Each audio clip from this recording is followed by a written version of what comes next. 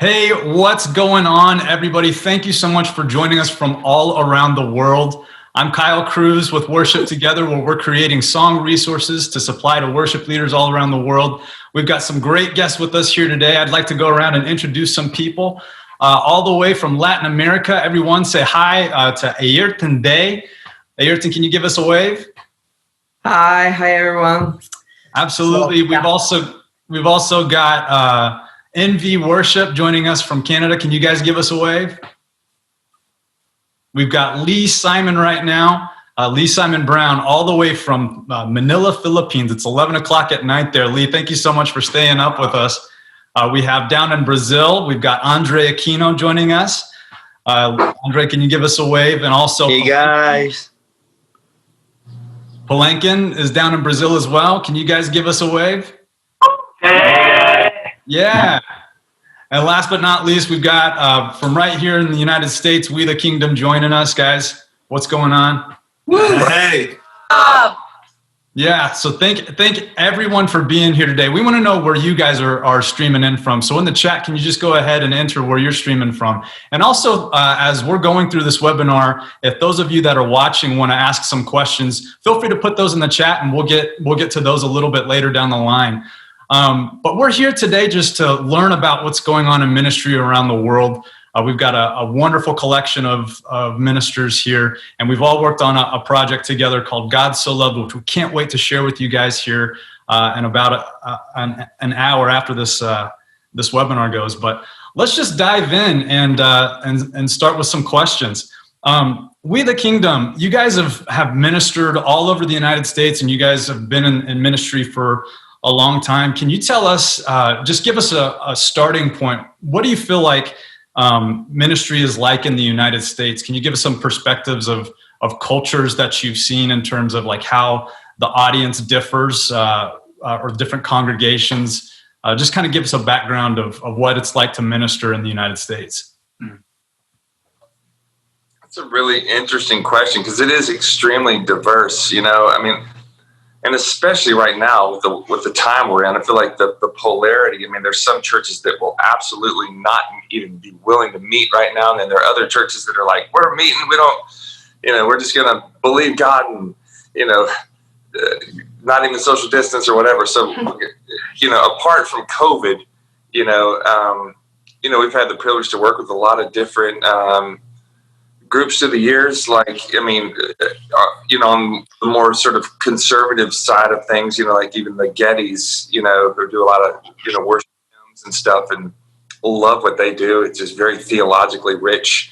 The expression in those congregations is not so much of a physical expression. It's more of like a just declaration of the deep truths of God. You've got that, and then you got, the more expressive side with like Bethel and even Elevation, Passion, just all those different groups. So it's cool to see, I think, how, I think sometimes I feel like the enemy would love for the divisive things, hey, we worship better than you do or what. But I think the Lord is just like saying, hey, you know what? I've made people differently for different reasons. And we can all experience his presence and the truth of God in different ways, from the way that it might look in an outward sense. Sure.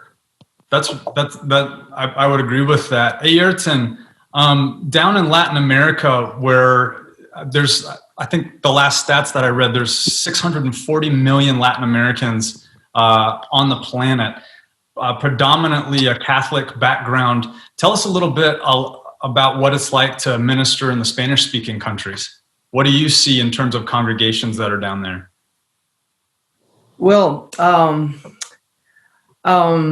have to say also that we have it has a lot of diversity also. Like it's different depending on the cultures, and I think that's cool because maybe I have a way to think, and I have like I'm surrounded by a culture, but there's another church, they have like another different style. So when you're like a worship leader and you're going to these churches, sometimes it's kind of hard, just to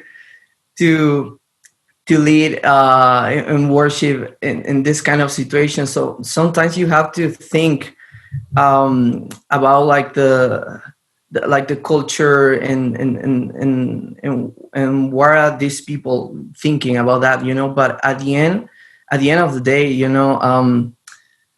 we're serving the same God. So that's awesome. I think if you are real, if you have a true heart, this is gonna work, and I love that. I love that we have a lot of diversity and we can just and we can just think that there's just one God that we're worshiping, and we have to.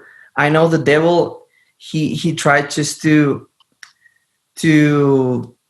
I don't know, just to and not just in the past, also right now, just in this pandemic, to mess up all the work that we were doing. But I think we're more connected than ever, So I'm glad for that. That's great to hear. What about up in Canada? What's ministry like in Canada? What do you guys see up there? Here in Quebec, I can say that the worship culture is still something that's really recent. People are still very resistant to any types of religion because sadly in the past there's been a lot of abuse from the Catholic Church.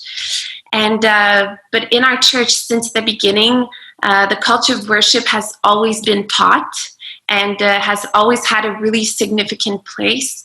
And it has always been part of the vision of the church. And our pastor is really passionate about worship, and I think that's the key also.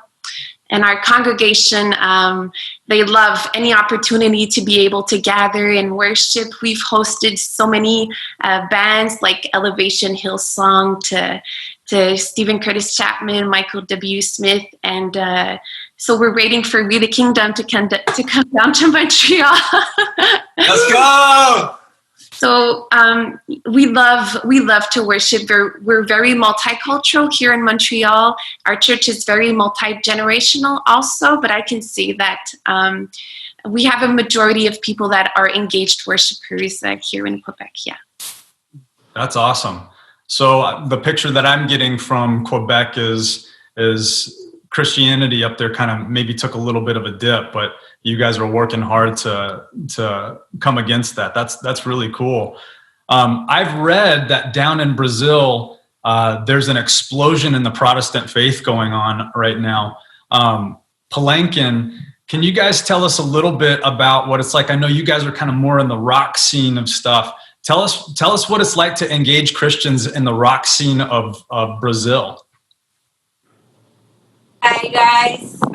So in Brazil, we have a very passionate people, as you can see in the videos, and they send videos, But in the rock scene, we have just a couple of bands that do it here in Brazil, and Palankin has a different ministry because we have a lot of people that don't go to the church and listen to our songs and like the message and go to our concerts, but we have a part of our listeners that are from the church.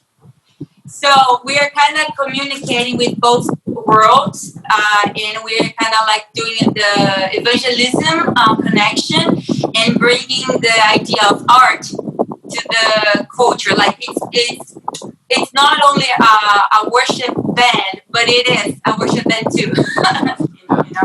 We minister in the church and outside of the church. So the kind of music is a little different when you communicate with someone outside of the church and someone inside of the church, like congregational worship. Sure. And we do both things. I don't know if it was this question because we had a little problem in the audio just right now. Oh, okay. So I saw the end of the question. I don't know if we answered. Oh no, you guys did great. You guys did great. Andre, you focus in Brazil more from the inside of the church. Is that correct? Yeah. What's that like leading worship in the Brazilian churches? Man, I love Brazil. We are living such a beautiful season down here, and we 30% of Brazil is already Protestant, so we are becoming the majority. But like these can't be only numbers. We need to definitely change, socially speaking, our nation, and this is what we are doing here. I believe that this next season that we are stepping into, and I don't think that is only for Brazil, but I think it's for all the nations, especially because of COVID. I really believe that the nations are gathering, and each nation is bringing its own perfume, and we are just putting everything together, and it will be such a beautiful and new fragrance that will come out of it. Everybody together. Man, that's beautiful. That's beautiful. That's beautiful. Lee, over in the Philippines, I know that the Philippines is also a predominantly Catholic faith, but there's also a huge Protestant section of the Philippines. What's it like being a worship leader at a megachurch over in Manila? So, mabuhay everyone. Mabuhay. Greetings from the Philippines. Here in the Philippines, we have a very, very unique opportunity to reach people through music. It's just been recent, especially in our church, that we've actually learned to sing worship songs in our native language. We're a very, very welcoming culture when it comes to different styles, different languages. We're fan of Korean dramas. We're fan of everything. Filipinos, 9 out of 10 Filipinos love to sing. You can just invite them anywhere and they will sing on your wedding, on your birthday. That's my country right there. But recently in the worship, in the worship scene, it's just been recent that we're learning to worship God in our own native language, because we have such a welcoming culture. Somehow, especially the younger generations, they feel like they can't worship God in Tagalog or in Filipino. They only know how to worship God in, with the mainstream sound. But right now, that unique opportunity is presenting itself, and so we've been finding ourselves writing more and more Tagalog songs. And the people group that we've not been reaching before is very much open to the gospel. I mean, it's being sung in singing contests in the places where you never think worship songs can be patronized or can be liked by people. Most recently, we have one Tagalog song that was sung by a hip hop artist, a very known hip hop artist here in Manila, and he's known for many different things, and it's not the good things, but he was ministered by one of the songs that we wrote, and we're just so blessed that God is allowing to open these doors where we feel like we can make an impact. And it's something that we believe that God has given us a vision to strive for His glory. And it's amazing. It's the gospel has never been more open, so to speak, in terms of being shared, specifically in the platform or in the area of music. So we live in exciting times here in the Philippines. And the pandemic can't stop us from sharing the gospel. That's awesome. That's a great answer. And that's a great segue into kind of our next segment. We want to talk about writing and what that's like. We the Kingdom, you guys have been involved in writing worship songs for a long time. And so we know that in the United States, there's a lot of different songwriters that are servicing that. Can you talk a little bit about the drive and the creativity to create worship music? What's the heart behind that? What are some of the things that inspire you right now that are moving in your hearts to say to the people of the church? Yeah, I'll talk for a second. I think that we've talked as a band a lot lately about how the last 6-8 months of life have been just a real mirror for our souls, and it's been an opportunity to look and say, okay, Lord, like, what are you doing globally and what are you doing in me? And I think for me personally, and I think we've kind of written some songs together out of this, is that, man, it's just a season of wanting to be totally vulnerable and totally candid and recognize that we have this amazing Father and amazing Savior who welcomes us. And there's nothing that we can say to him that's going to shock him. There's nothing that we can bring to the cross that's going to cause Jesus to say, sorry, you're a little bit too unclean for me. We can come with all the filth, and that's what this song God So Loved talks about. We can come with all the filth and all of the mire and all of our questions and our doubts and our confusions and our trauma that we're experiencing right now as a globe. We can bring it to Jesus. And so I think that for us as worship leaders and as songwriters, we're charged right now to write songs that are candid and honest and vulnerable and real and deal with all of the complexities of life, and not to be afraid to talk about the dark things, because it's only through being candid about that we can really see the brilliant light of the cross and how Jesus can shine, and how he can enter into our brokenness. And I was on a plane, several of us were on a plane last week, and man, we got to the airport, and I took a picture because I was sitting in the terminal, and I looked around, and everyone in the terminal had masks on, obviously, and I would say 95% of the people were on their phones, and everyone just looked so depressed, and everyone looked so isolated and lonely, kind of like, reaching into their inward trauma, I think, because I think we are experiencing trauma in many ways as a globe. And it just broke my heart, man. And I thought, I wonder what it would be like to go hear each person in this terminal's story and hear their story of COVID, but then hear how the lens of COVID has made them see their life differently, and how we can bring truth and hope into the middle of that. So I think that's what we're shooting for as songwriters, is to write songs that both, first and foremost, are honest in our walks with Jesus. And I think that it's through our own honesty and our own walks with Jesus that he can use our vulnerability to bring other people to the cross. Man, that's great.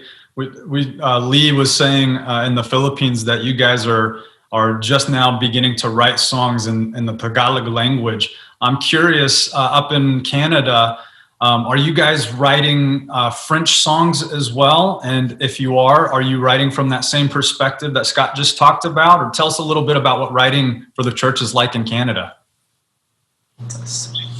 I will try to answer. We are blessed to have amazing artists, writers, and musicians within our church and the country that have a great impact in churches and in the French world, Europe, and Africa, and also in the francophone music industry. Many of our artists have independent ministries and also albums in their credits, and some songs are sung everywhere in the French world. Milan, if you want to continue. Yes, actually, during the pandemic, we've been focusing on writing every week, something that we've been trying to do for so many years, but we've been through a lot in the last year, so that was something that we put aside. But the pandemic had something really positive about that. So we just started to connect and to Zoom and just started writing. And that's how we launched officially Envy Worship 3 weeks ago on social media and everywhere. And we're actually launching our first video clip and single next week. So I know the pandemic has had so many negative impact, but I think within the church we focused on some things that we didn't think were important, but now that we focused on what our church needs to hear, what our church needs to sing, what our church need to worship during these moments.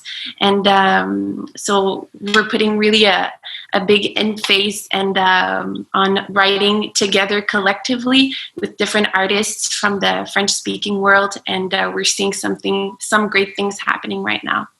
Yeah, so it sounds like there's a lot of collaboration going on, and the French language, you guys have a reach. What you're saying is you guys are up in Canada, but you can reach France and you can reach Africa. That's amazing. Ayrton, over in the Spanish-speaking countries, I know that there's a lot of translation going on from American English songs into the Spanish language, and we see YouTubers like yourself, worship leaders like yourself, that create these translations that get millions and millions of plays. worship leaders down there writing in Spanish? And if so, what's that like? Yeah. Well, in the past, we had like a few songwriters. Like we had artists, good artists, but they were doing covers, like a lot of covers. And it's so funny because most of the people in Latin America, they think that like the songs that they're like bringing to all the churches in Latin America are their songs and not covers. And sometimes it's kind of funny, that like they know that song. Not, for example, I don't know, it's a Chris Tomlin song, but they don't know that it's a Chris Tomlin song. They think that it's like that song from that artist. So that's kind of funny. But I think right now, because I'm we have like a Facebook group with a lot of songwriters. That's something so cool that I started working with a friend from another band, and we have like almost 700 people that they are in that worship songwriting group. And that's so cool because it's a lot of people that have a lot of passion. They really want to maybe stop doing covers, but they really want to start like writing about like their own songs and about their experience with God, and that's so cool, and I think in this time we are having like a lot of good songwriters, and good music is coming too in Latin America, so that's so cool. That's great, man. Andre, I know that you're part of the writing community down in Brazil, and we know that there's a lot going down in Brazil.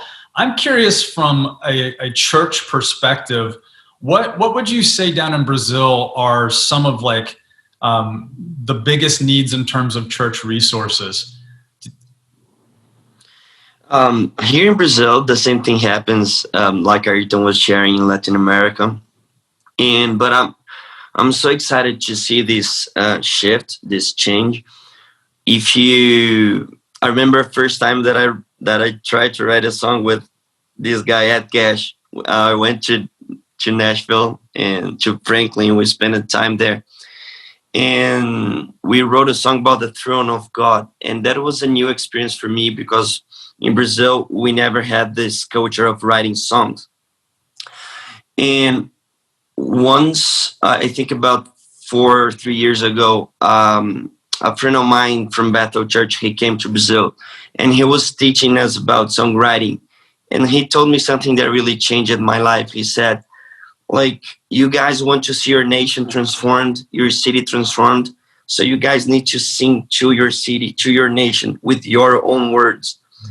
And this is something really important prophetically speaking, because you are writing songs about your identity, your nation, your city, and this will affect your location.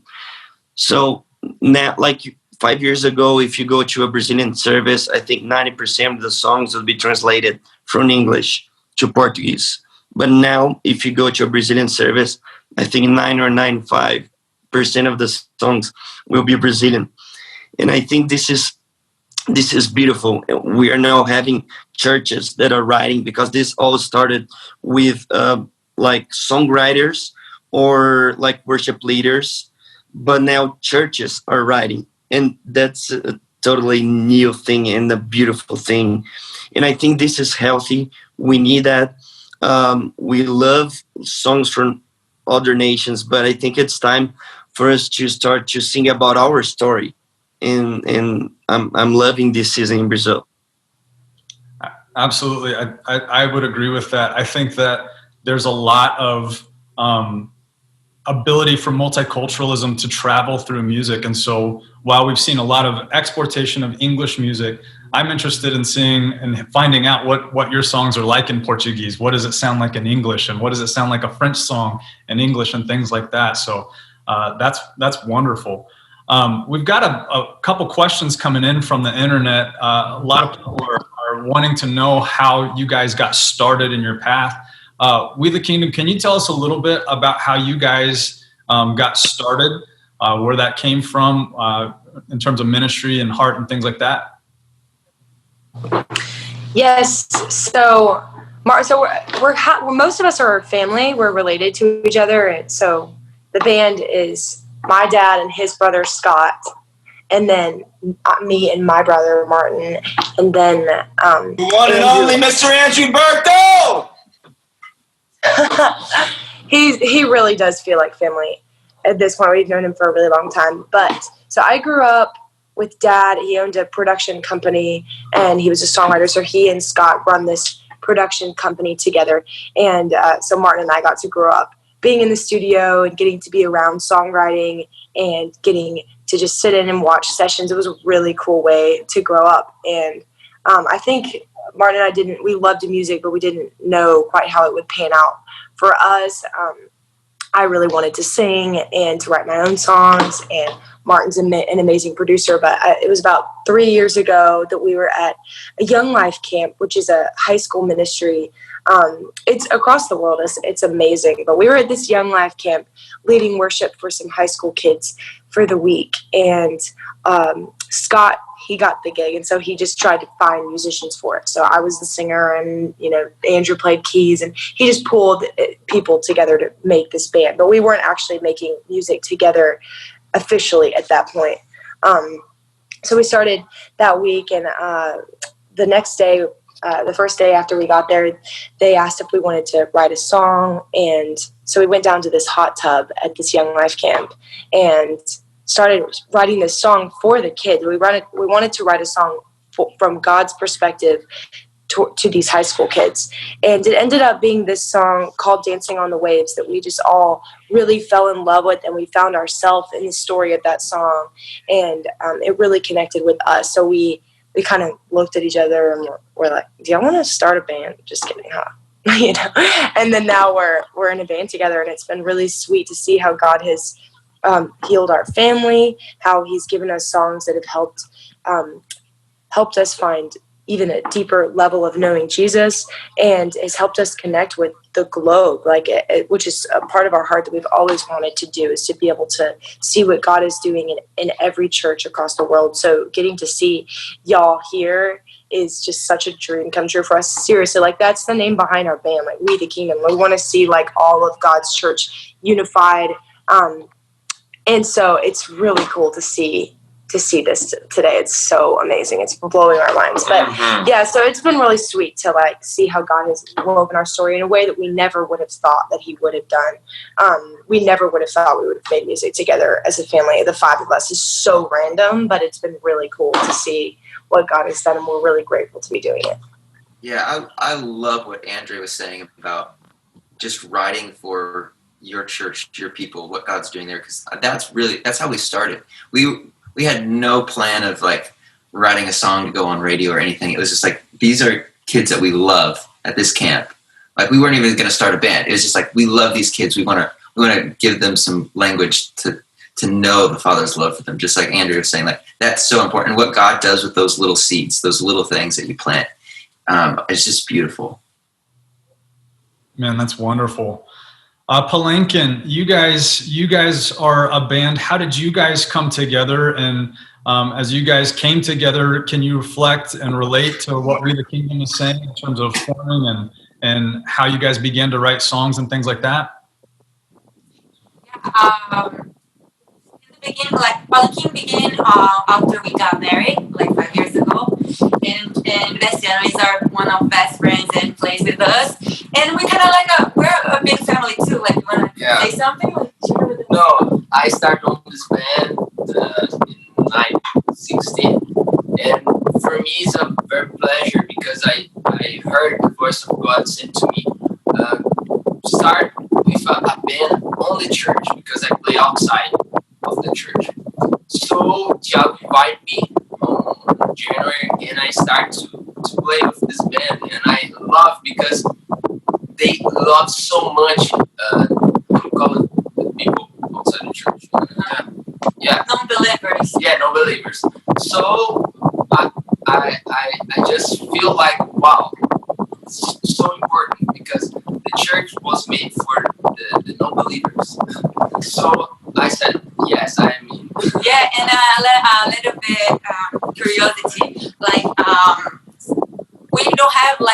very, how can I say, commercial songs.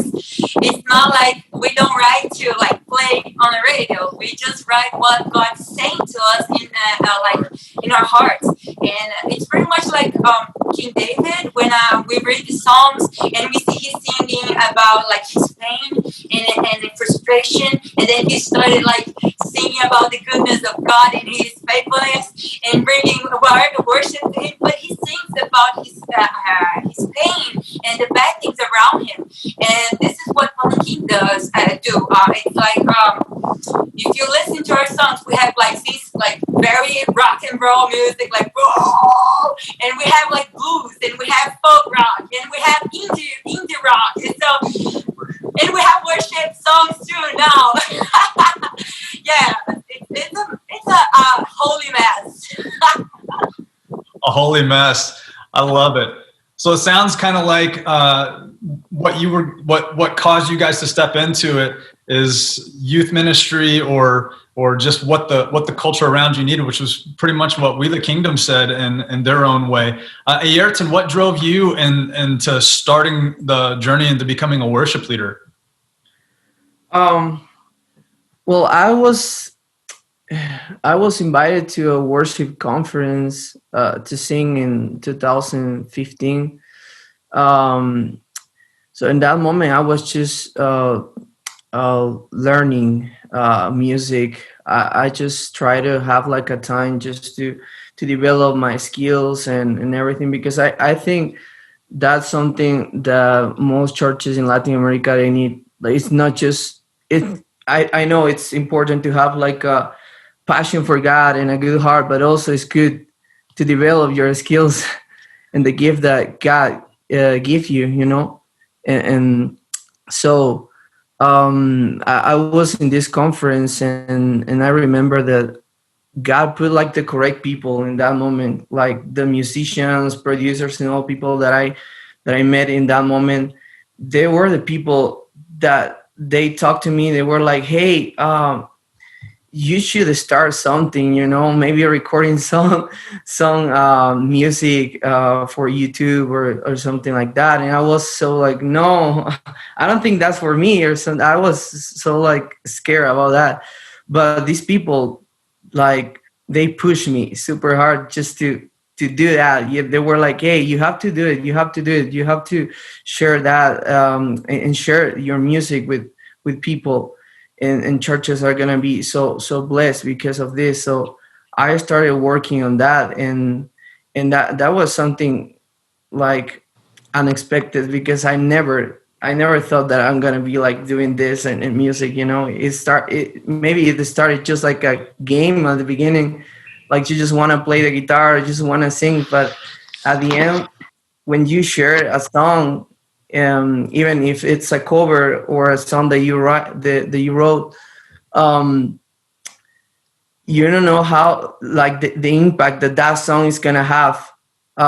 So remember that I share where I post I don't know, a cover from a different song, and I receive like message just saying like, you don't know how that song blessed my life. You don't know, I try to kill myself or something like that, and like really really strong message. Wow. And at that moment, I don't know, I was just planning to record a cover because I love the song. I know it has it has good lyrics or something, but then you realize that song could save also a life, and it brings life, you know, to somebody. So that's something, that's something really cool. Yeah. Well, I'm hearing themes of from We the Kingdom of being in seasons of brokenness and reacting to youth and opportunity and God's calling. I'm hearing from Palankin similar things, and from Ayrton the same things. Up at Envy Worship in Canada, how did you guys get started as in worship? What was that like for you guys? All right. So Well, actually, I was born and raised in a Christian family. My dad is one of the pioneers in Christian worship on the French side. He's the one who started translating English songs to French songs so that we could sing them in churches here. And he started traveling, and so I grew up with that desire just to serve and to serve through worship.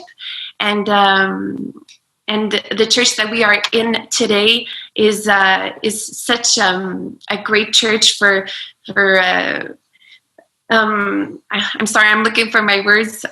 It's such a great church for we want to put out there music, media, arts, and it's really something that we're grateful for, and we think that our generation needs right now. And that's why through the pandemic, we really decided to get together and to start writing.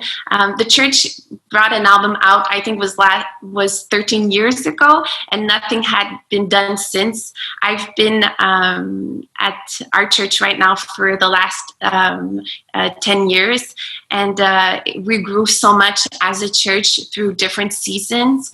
And so right now we're seeing worship bands coming together. There's the Impact band that was launched a few years ago, and their name is Impact, but they've been having such a great impact in the French world. They have brought out 3 albums, and a lot of artists are emerging from our church also through worship, and we're just blessed to see everything that's happening right now.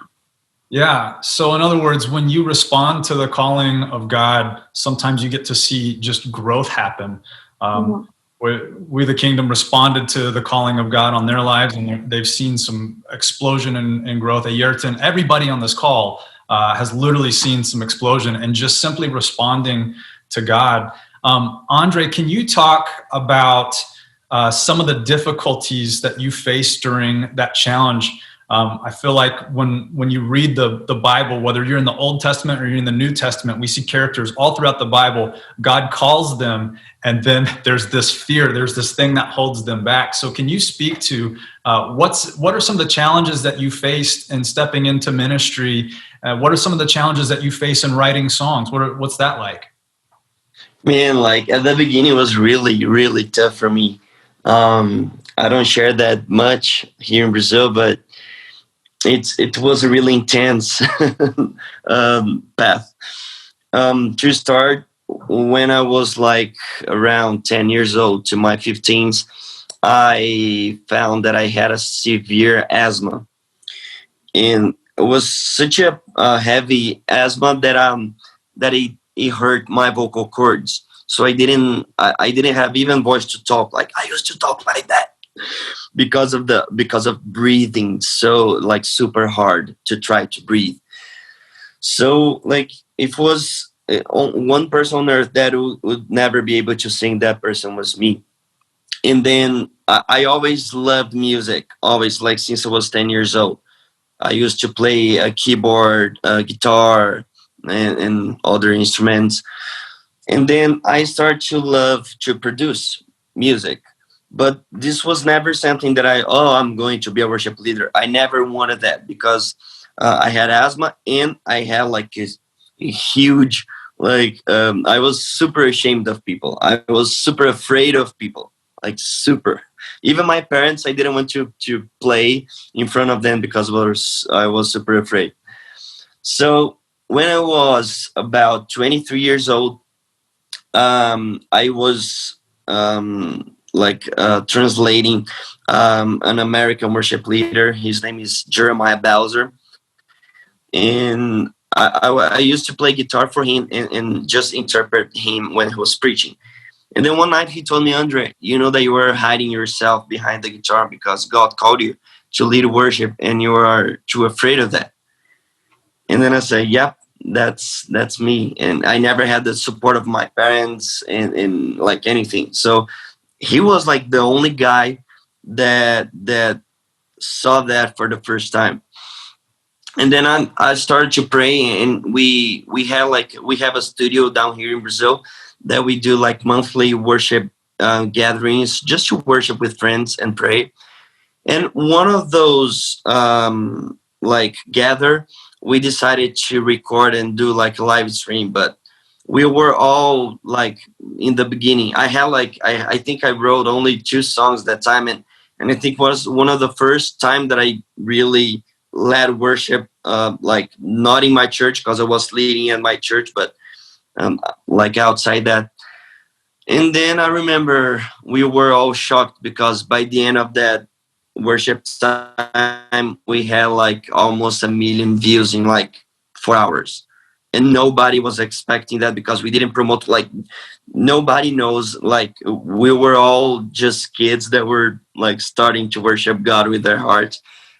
And then this turned out into now it's a movement that tries to put together worship and social justice, and it's called the Sound of the Kingdom, or Som do Reino in Portuguese. So God literally pushed us, like, and said, yeah, you guys want to read. I have a pastor, just to end the story. He used to tell me, Andre, oh, like every time that you want to hide yourself, you need to show who you are. And all the time, every time that you want to show who you are, you need to hide. So that's our story. Wow.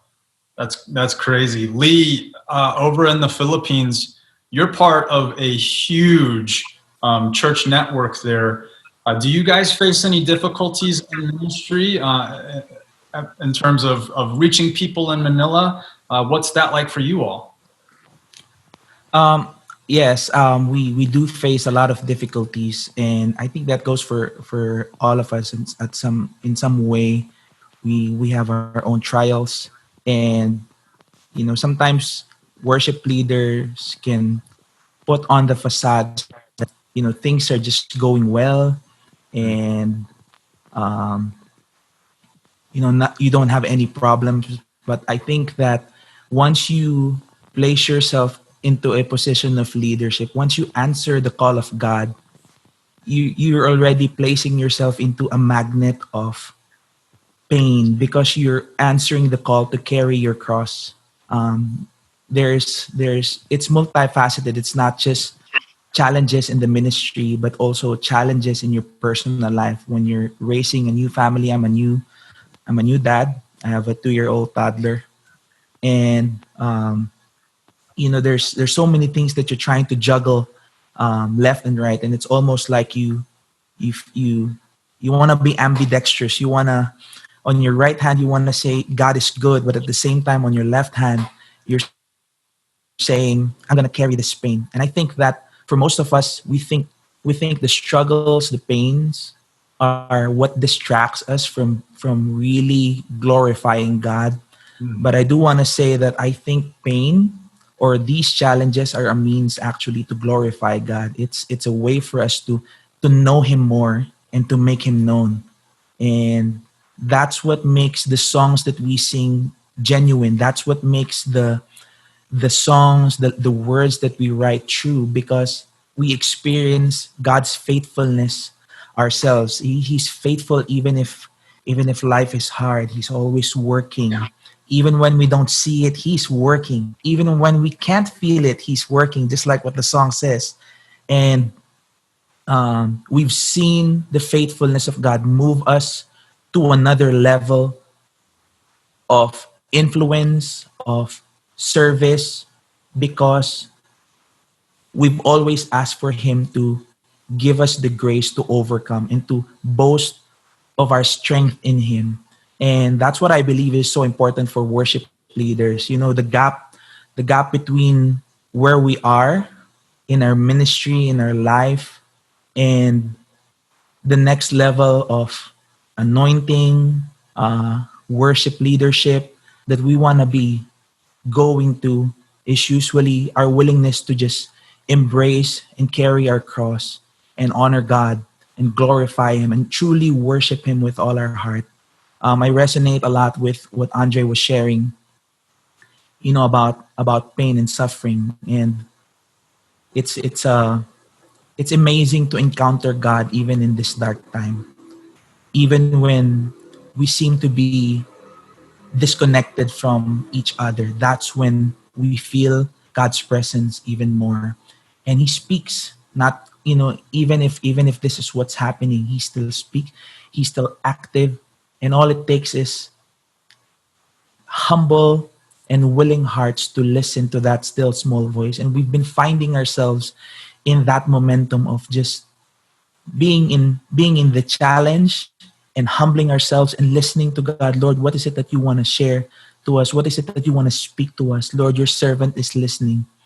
And when we get to that point where we hear his still small voice, you'll just be amazed. We've always been amazed of how God has been moving in and through us as a ministry. I'm part of a group that's called Victory Worship, and we've released a lot of projects this year by the grace of God, despite not having your typical studio equipment. Just being in our homes, we were able to actually produce a full-length album, and it's all by the grace of God. We can't boast about anything that we have, but it's his grace just really changes everything. It changes the landscape of how we look at things, of how we view things, of how we do things. And that's all I can say. He is so faithful. He is such a good God. God is faithful. Lee, thank you so much for that. If you're joining us, or everybody streaming, Lee said something really important there.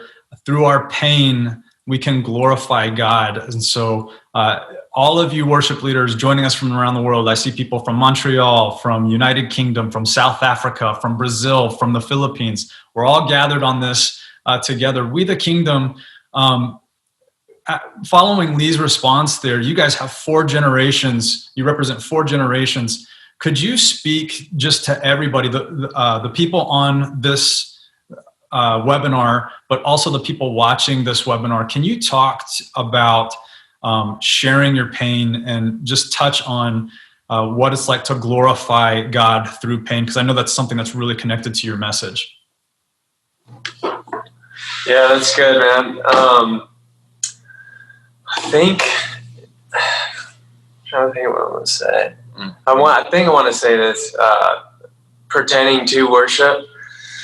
Just been learning a lot about, I don't know where I learned it or was taught it, but somewhere along the way, just this voice that tells you when you enter the presence of God and you enter into his holiness, that you also have to be perfect and present yourself holy and clean and all these things, which sounds appealing because it's like, oh, that makes sense. If he's holy, like I need to be holy too. But just learning, like, yes, that is the goal, to step into his character in that sense. But for me, it's just been really important to, when I worship, and I play drums in the band, but when I'm playing, to play from a place in my heart that is true to the moment that I'm in. So maybe that morning, for some reason, I'm like super angry, and realizing that if I play from a place of anger and I'm playing to not glorify the anger, but to get it out and put it into his hands. I don't know if that makes sense, but that's kind of been really profound for me to just honor where I am in the moment, So, if it's sadness, even if it is, there'll be times where I'm, where I am is caught up in worship. And it's beautiful, so. Yeah. Kyle, maybe I would just add to that, like, just seeing a lot of questions pop up in the chat, about writing and then hearing everybody talk about their different movements and worship cultures in their different countries and writing songs for their countries, which I think is so incredible. And I think that, like, as songwriters, especially when you're co-writing, writing songs together that can hopefully impact a church body, whether that's one local church or the global church and anything in between, I think it starts with songwriters being willing to know one another as you co-write and to be vulnerable with one another and honest with one another. And that's one thing about having 4 generations in our band, having family members. You know, I'm writing songs with my brother, I'm writing songs with my dear friend, and I'm writing songs with my niece and my nephew, which is wild. But I think that, like, we know one another's stories, and therefore, as we write songs together, we don't have to, every time we write together, we don't have to try to cross through barriers of our hearts, because we know one another's hearts and we trust one another's hearts. And so I think that as we craft global communities that are writing songs for different countries and trying to reach into the darkness in different places, knowing one another is vital, and writing songs from that perspective is really crucial. That's beautiful. We the Kingdom, from a ministry standpoint, I used to work at the most multicultural church here in the United States, and our pastor down there would say, when we're looking at each other as a body of Christians, we need to put down our earthly culture, not identify ourselves as American culture or Filipino culture or Canadian culture or Brazilian culture, but view other people through the lens of the kingdom culture. I feel like the name We the Kingdom kind of really embodies that. And you guys have this new song, God So Loved. Can you tell us a little bit about, touch on a little bit of everything that everybody's talked here? We've talked about starting to, from a place of calling, of responding to a moment in life where God's calling out into ministry. We've talked about sharing from pain. What is it that you guys hope to share with the world with God So Loved? Well, I think I do agree with kingdom culture. I think it's so important to view people through that. But I also think it's really important to celebrate different cultures in the way that God uniquely expresses himself through the image of Filipino culture, through Brazilian culture, through American culture.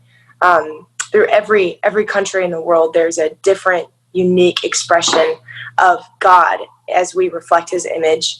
And so our hope with God So Loved, even the traditional version, the first version that we put out, it has some sounds from, the guys can speak to it more, but I believe there's like Chinese zither. Chinese zither. There's a little, isn't there a didgeridoo? Is that like a, that's like, so there's all these different sounds that sort of hint at what God is doing in each country. And with the world version, it was really cool to really highlight the different languages, the different churches that where God is moving and working and giving each country their unique songs. And so really our heart with God So Loved world version is to shine a light on the way that each culture uniquely reflects God's image, and how one country is not greater than another country, but they all are so important in how they reflect God. And we can learn so much from each culture. And also our heart is to really empower churches across the globe to write songs for their church. I love hearing you guys hear what y'all are doing to write songs for your church. I just think that's so vital and so important. The Bible says to sing a new song to the Lord. And I love seeing y'all doing that. So that's our heart for it. And it has been so cool to get to partner with y'all. I mean, you guys are each so amazing. And thank y'all so much. It has been like literally blowing my mind just hearing it was super fun. I don't know if you guys know this, but so we try to like put gang vocals on all of your guys' over like with your guys' voice. So we were like trying to learn your language, and that was super fun for me. Like Ed literally wrote it out like phonetically, so like we could, because I wouldn't know how to say read it in your language necessarily, but we tried to like write it out and then sing it with you, and that was so fun for me to like just like join with another culture, because you guys were joining with us. So it was really cool to like try to get back. And I don't know if we said all the things right. That's why like your guys' we definitely did not. Yeah, that's why your guys' voices are out front. But obviously, we're just like, it was so fun just to like, just join with you guys and do that. So if you hear something like something in the background that's like not quite pronounced right, that's us. That's probably Y'all, it's crazy. I hear your languages more than I do English. Now, when this song runs through my head all the time, and I'm hearing all the different languages, and it's just so beautiful. Yeah, I kind of want to make an attempt at singing what I remember in my head and see how bad it is. No, not doing it. Horrible. Oops. For everybody that's viewing, we can't wait to share this version of God So Loved World version. We took the English the English original English writing of God So Loved. We sent this to all of these people on this webinar who so graciously translated this into their own language, recorded a vocal, recorded a video, and we've mashed all of this stuff up together. And we're just so excited to share it with the world. And if you look in the book of Acts, there's a moment where the Holy Spirit descends upon a gathering of Christians, and it says that they were given languages of every nation. And this song, when you watch it, we hope it blesses you. We hope that it moves you to see other sides of the world and see other perspectives. And we're so excited just to share this with you all. If you guys will head over to YouTube, we're going to premiere that video here in about 15 minutes. So head over to the YouTube, and we will see you guys just in just a little bit. We the Kingdom, is there anything else you'd like to say to everybody out there? Deus tu amo, umudu kile, kila doli. You're a native. Atagale namburai, leanamunanali. Final blast every set. We final blast every. Estale udado, kila doli. So please move us over. No, that's a different one there. I can't remember it all. Please forgive us.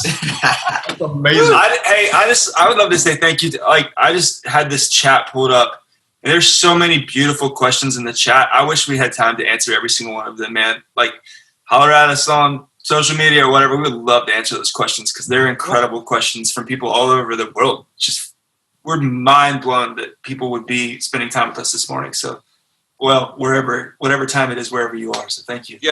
And we'll be on YouTube here in 15 minutes answering questions in the chat box. So if you didn't get your questions answered there, you can ask them there. We'll do our best to answer them. Thank you. Thank you all.